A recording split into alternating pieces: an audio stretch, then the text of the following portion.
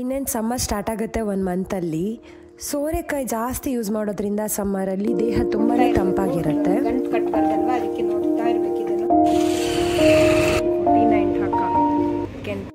Hi, ಹೇಗಿದ್ದೀರಾ? ನೀವೆಲ್ಲರೂ ಚೆನ್ನಾಗಿದ್ದೀರಾ ಅನ್ಕೊಳ್ತೀನಿ. Welcome back to life of Lachchu YouTube channel.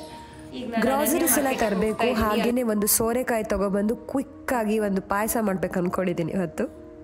Hope ನಿಮ್ಮೆಲ್ಲರಿಗೂ ಇಷ್ಟ ಆಗ್ಬೋದು.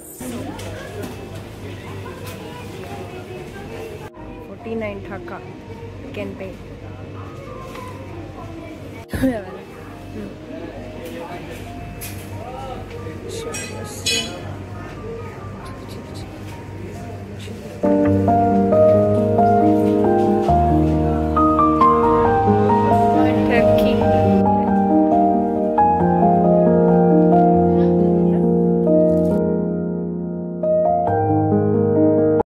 ಸೋರೆಕಾಯಿ ಪಾಯಸ ಮಾಡ್ತಾ ಇದ್ದೀನಿ ಸಿಂಪಲ್ ಆಗಿ.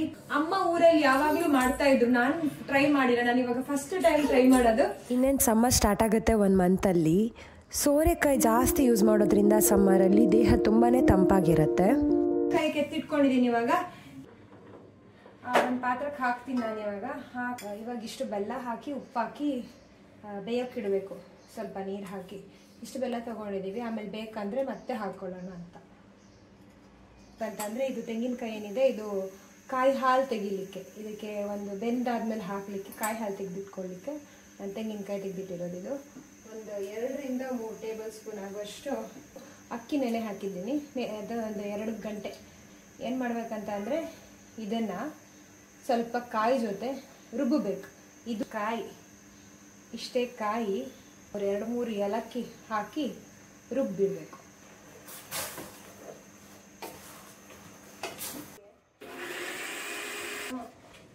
ಕಾಯಿ ಅಕ್ಕಿ ಇದು ಮಿಶ್ರಣ ಎಲ್ಲ ಹಾಕಿ ಇವಾಗ ಕಂಟಿನ್ಯೂಸ್ ಆಗಿ ತಿರ್ಗಿಸ್ಬೇಕು. ಅಂದರೆ ಕಾಯಿ ಹಾಕಿದ್ದೀನಿ, ಚೆನ್ನಾಗಿ ಕಲಿಸ್ತಾ ಇದೆ. ಚೆನ್ನಾಗಿ ಸ್ವಲ್ಪ ಫ್ಲೇಮ್ ಜಾಸ್ತಿ ಮಾಡಿ ಬೇಗ ತಿರುಗಿಸ್ತೀನಿ. ತುಪ್ಪ ಹಾಕ್ಕೊಂಡಿದ್ದೀನಿ.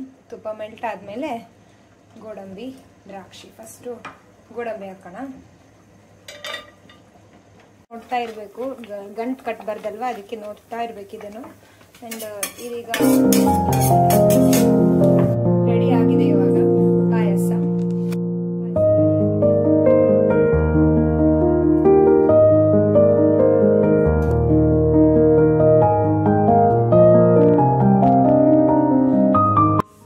ಬಿಸಿ ಇದೆ.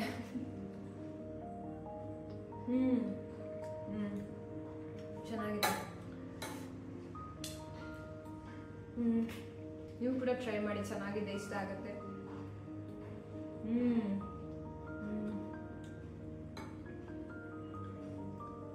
ಅದು ಹೋಳು ಚೆನ್ನಾಗಿ ಬೇಯಬೇಕು, ಆವಾಗ ಚೆನ್ನಾಗಿರುತ್ತೆ. ಈ ವಿಡಿಯೋನ ಇಲ್ಲಿಗೆ ಎಂಡ್ ಮಾಡ್ತಾ ಇದ್ದೀನಿ. ಮುಂದೆ ಒಂದು ಹೊಸ ವ್ಲಾಗ್ ಜೊತೆ ಬರ್ತೀನಿ. ನನ್ನ ವಿಡಿಯೋನ ಎಂಡ್ ತನಕ ನೋಡಿ ಸಪೋರ್ಟ್ ಮಾಡೋದಕ್ಕೆ ನಿಮ್ಮೆಲ್ರಿಗೂ ತುಂಬಾ ಥ್ಯಾಂಕ್ಸ್. ಹೀಗೆ ಸಪೋರ್ಟ್ ಮಾಡ್ತಾ ಇರಿ. ಈ ವಿಡಿಯೋ ಇಷ್ಟ ಆದರೆ ಲೈಕ್, ಶೇರ್, ಕಮೆಂಟ್ ಮಾಡೋದನ್ನು ಮಾತ್ರ ಮರಿಬೇಡಿ.